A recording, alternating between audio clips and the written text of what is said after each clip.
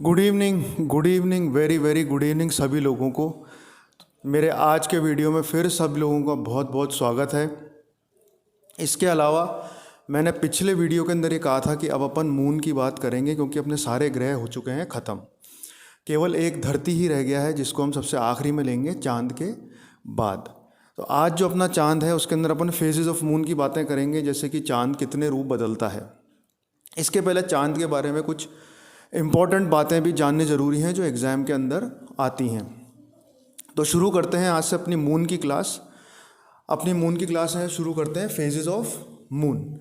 Phases of moon के अंदर सबसे पहले जो स्टडी ऑफ मून है, जैसे ज्योग्राफी को कहते हैं the study of earth is known as geography, धरती की पढ़ाई को हम भूगोल कहते हैं। उसी तरह चांद की पढ़ाई को हम कहते हैं सेलेनोलॉजी, सेलेनोलॉजी उसे हम कहते हैं। सेलेनोलॉजी जो होती है वो स्टडी ऑफ मून कहलाती है। मून को इसके अलावा हम फॉसिल ऑफ अर्थ भी कहते हैं। फॉसिल ऑफ अर्थ का मतलब ये है जीवाश्म धरती का, क्योंकि ऐसा कहा गया है कि धरती जब बनी थी तो धरती बनते टाइम ही उसमें से एक टुकड़ा टूट गया था और वो चांद बन गया था। इसके अलावा इसको रात की रानी भी कहते हैं, क्योंकि चांद हमें रात में ही नज़र आता है, बहुत अच्छे से रात में ही नज़र आता है। इसके अलावा वो हमारी उपग्रह भी है, हमारा उपग्रह भी है, जिसको हम नेचुरल सैटेलाइट ऑफ अर्थ भी कहते हैं। इसके अलावा हम बात करते हैं कि धरती से चांद कितनी दूरी के ऊपर है। तो धरती से चांद की दूरी है वो 3,84,000 किलोमीटर की है, 3,84,000 किलोमीटर की, जो कि एवरेज है। जैसे कि अपन ने सूरज और धरती की जो एवरेज निकाली थी, जिसको अपन एस्ट्रोनॉमिकल यूनिट कहते हैं, खगोलीय इकाई जिसको अपन कहते हैं, वो निकाली थी 15 करोड़ किलोमीटर। ये निकली हुई है, निकाली नहीं थी अपन ने, ये निकली हुई है। वैसे ही distance between moon and earth is 3,84,000 kilometre average है, जो कि एस्ट्रोनॉमिकल यूनिट है। इसके अलावा मून की खुद की कोई लाइट नहीं होती है। अगर आप मून चमकता हुआ दिखता है तो ये मून की लाइट नहीं है। मून जो अपनी लाइट है वो हमेशा सूरज से लेता है, इसकी खुद की कोई लाइट नहीं है। इसके अलावा light come from moon to earth has a speed of 3 lakh kilometre per second. इसकी यहाँ से जो लाइट है वो धरती तक पहुंचने में बहुत कम सेकंड लगाती है, 1.3 to 1.4 सेकंड लगाती है, क्योंकि इसकी जो स्पीड है लाइट की धरती तक पहुंचने की वो है 3 लाख किलोमीटर पर सेकंड। अब इसकी जो दूरी है धरती से मून की, चांद की धरती से जो दूरी है वो है 3,84,000 किलोमीटर। तो 3 लाख किलोमीटर तो ये एक ही सेकंड के अंदर पूरा कर गया। बचा कितना? 84,000 किलोमीटर, 84,000 किलोमीटर। तो वो इसने 0.3 to 0.4 सेकंड में कवर कर लेता है। तो ये जब पूरी धरती पे पहुंच जाती है तो वो पहुंच जाती है 1.3 से लेकर के 1.4 सेकंड के अंदर। मून से उसकी लाइट जो है वो धरती पे पहुंच जाती है।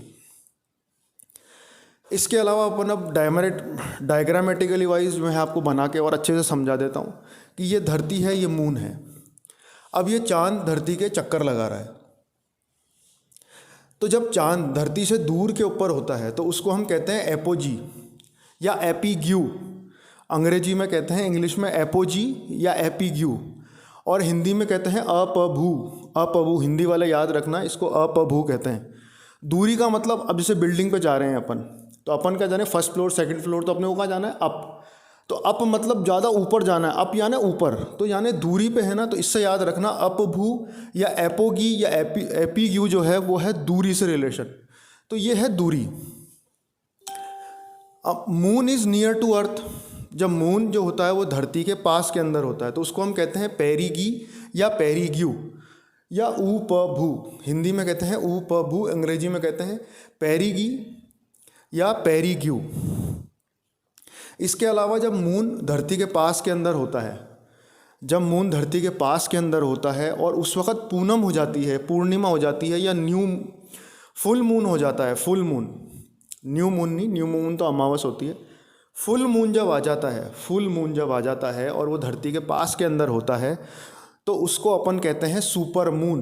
ये भी एग्ज़ाम के अंदर आता है कि जब अब उपभू और पेरिगी या पेरिग्यू की पोजीशन होती है और उस टाइम के ऊपर जब पूनम आ जाती है तो उस टाइम को या उस चांद को क्या कहा जाता है? तो उस टाइम के अंदर उस मून को कहा जाता है सुपर मून। सुपर मून कहा जाता है।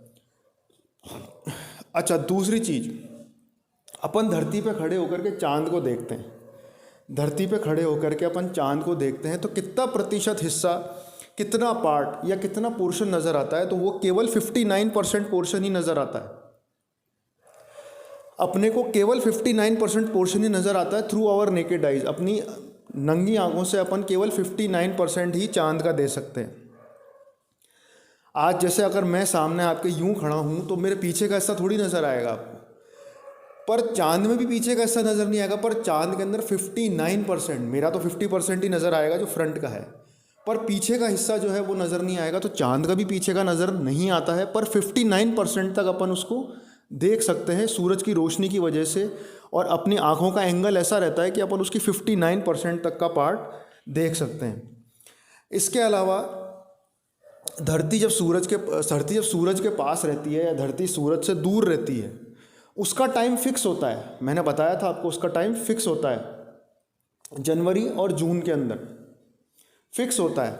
उसी तरीके से मून के अंदर जो है ना, वो टाइम फिक्स नहीं होता है, इसका कोई टाइम फिक्स नहीं होता। There is no time fix for apogee and perigee, apogee and perigee, इसका कोई टाइम फिक्स नहीं होता है। इसका अभी तक कोई टाइम फिक्स नहीं है, ये अपनी मर्जी से ही पास में आता है, मर्जी से ही दूर में जाता है। तो अपने मून की स्टार्टिंग अभी अपन ने इस तरीके से की है। अब इसके बाद में अपन फेजेस बताऊंगा, मैं इसके अगले वीडियो के अंदर फेजेस बताऊंगा, इसके फेजेस आपको फिर से बताऊंगा। फेजेस के अंदर मतलब ये होता है रूप या उसकी कलाएं, चांद का रूप या उसकी कलाएं कितनी तरीके की होती है, वो कैसे कैसे भेष बदलता है, धरती पे से किस तरीके से नज़र आता है, अमावस कब होती है, पूनम कब होती है, ऐसे न्यू मून, फुल मून, ये सब अपन डिटेल में बात करेंगे जब मून की फेजेस के बारे में बात करेंगे। अभी तो ये इंट्रोडक्टरी थी, फेजेस ऑफ मून का इंट्रोडक्शन था, इंट्रो था, ये केवल इंट्रो था, ये केवल इंट्रो था।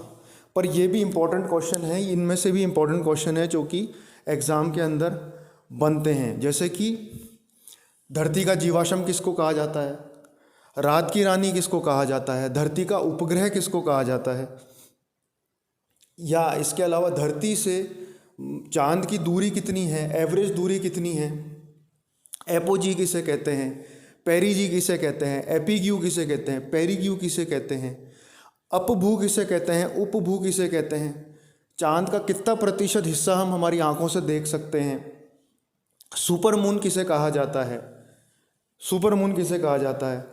इसके अलावा मून की जो लाइट है वो धरती पे कितने सेकंड के अंदर पहुंच जाती है या कितने मिनट के अंदर पहुंच जाती है, उसकी लाइट की ट्रेवल होने की गति क्या है, 3 लाख किलोमीटर पर सेकंड। तो ऐसे ऐसे ये कॉम्पिटिटिव एग्ज़ाम, नेट के एग्ज़ाम, इनके अंदर ये क्वेश्चन इसमें से बनते हैं।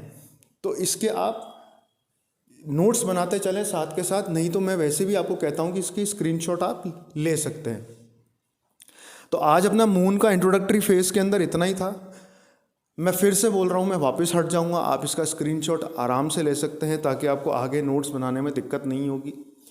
इसके अलावा जो भी लोग मेरे चैनल पर पहली बार आए हैं वो लाइक, शेयर, सब्सक्राइब करना बिल्कुल भी ना भूलें, और बेल आइकन की घंटी बजाना तो बिल्कुल भी ना भूलें, क्योंकि बेल अगर नहीं बजाओगे तो आपको नया नोटिफिकेशन नहीं आएगा, और नया नोटिफिकेशन नहीं आएगा तो आपको पता ही नहीं लगेगा। और ये सब इम्पोर्टेंट टॉपिक्स हैं ज्योग्राफी के, जो मैं आप लोगों को करवा रहा हूँ। ये बहुत इंपॉर्टेंट टॉपिक्स हैं जो एग्ज़ाम्स के अंदर आते हैं।